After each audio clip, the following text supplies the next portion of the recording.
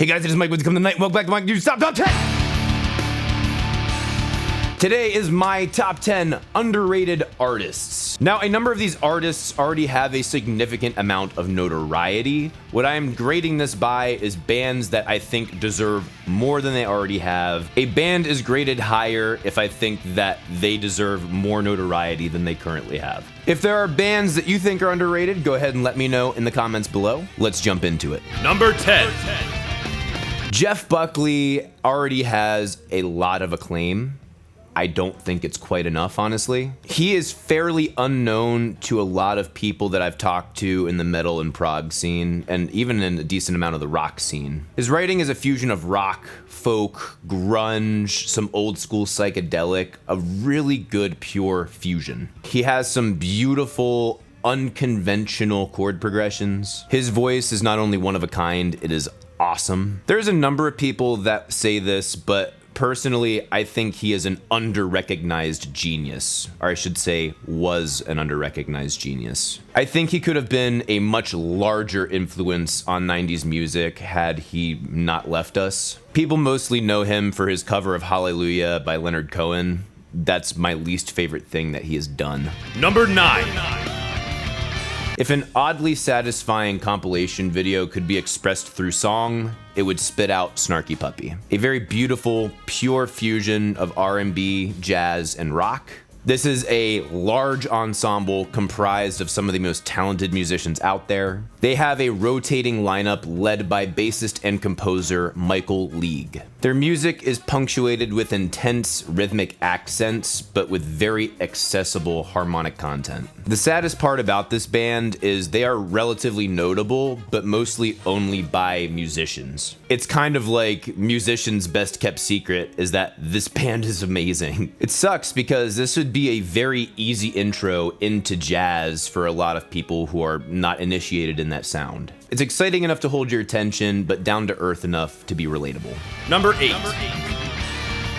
Thijs van Leer, vocalist, keyboardist, flautist, composer, all-around madman. He formed this kick-ass foursome in 1969. Menno Hoxhus, pardon my pronunciation, highly underrated guitar player. Their songs feature these weird yodels showcasing their Dutch roots. These guys are one of the prog rock pioneers that I feel like have been overlooked for a very long time. They are more rock than prog when compared to a lot of their contemporaries. This band can be a very good intro to prog for newcomers. Number 7.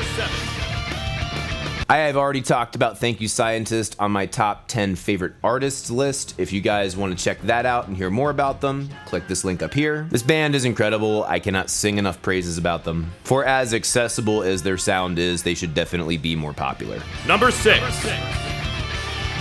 I have already talked about Wax quite a bit on Song Suggestion Friday. He almost made my top 10 artist list. His flow and his rhymes are original, from the heart, awesome. His message is relatable, it's unrecycled. If you are not a rap fan but you want to give him a shot, I would start with the song Coins or Adventures of Larry and Tina. Unlike a lot of other rap artists, he actually started out as a rocker and still incorporates live instruments that he will even play himself into his live shows. I don't know how he didn't blow up more. He is definitely radio play worthy. Number 5.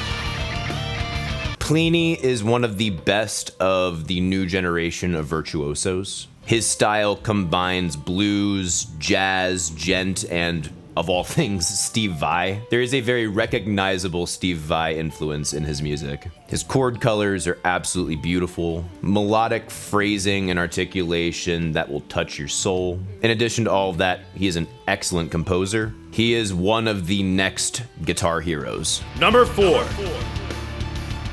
Obliviscaris is truly a diamond in the rough. These guys are definitely heavily influenced by Opeth, with some extra sprinkles of black metal, definitely some Latin parts in their songs, and they have a violin in their ensemble. That was the biggest surprise to me, was the violin. It's so unexpected yet extremely appropriate. Not to mention the way that that violin is played is absolutely touching. It's an excellent synthesis of all of these very different areas of music.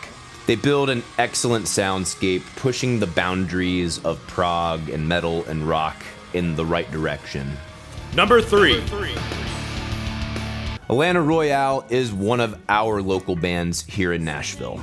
Alanna is a vocal powerhouse. The sound is a blend of Chicago R&B with Motown and rock. This is not a genre that I go out of my way to listen to normally, and if I do, it's maybe a handful of songs here and there. When I first listened to this album, I didn't stop listening to it. These songs actually gripped me and kept me interested, and I felt great. Excellent melodies, excellent rhythmic intuition, great chord progressions. It's pretty simple stuff. It's very catchy, and it feels from the heart. Alanna is backed up by an excellent backing band. I don't know how a small band like that in Nashville can assemble that many pieces into one place. They bring new life to a very old school genre. Number 2. Full disclosure, Lines in the Sky are friends of mine. So am I biased? Yes, I'm absolutely biased. Lines in the Sky are a blend of Thank You Scientist, Periphery, and Coheed and Cambria. I absolutely love Jesse Brock's vocals. He has hints of Claudio Sanchez, again, hints of Thank You Scientist, and then his own unique articulation that he does. My buddy Ben slays the bass, and Bowman is absolutely tasteful on the drums. His cymbal work made me go wow when I saw them live. I have no idea how Jesse sings that and plays that on the guitar at the same time. They are only a 3-piece. These guys, I think, have an excellent future ahead of them, and I want to be there for it. Number 1. If Plini is filling the shoes of Steve Vai, then I think Nick Johnston is filling the shoes of Joe Satriani. He has this very soulful feel to his playing, like an old blues player, and has a tone, I would say, similar to Stevie Ray Vaughan, but he can also shred like the best of metalheads. His main melodic themes are not only intuitive, but infectious. One of the things that keeps many guitar virtuosos from getting out further past guitar wankery is they forget to write for all of the parts as well as they write for their guitar.